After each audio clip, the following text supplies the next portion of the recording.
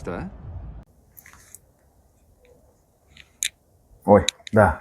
Ha, hurmatli kuzatuvchilar, kecha bizda o'ta noyob operatsiya bo'ldi.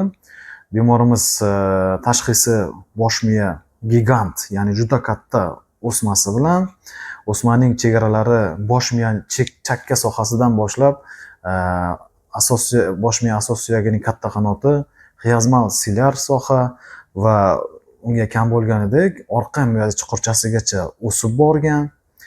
Operatsiyamiz 4 soat davom etdi.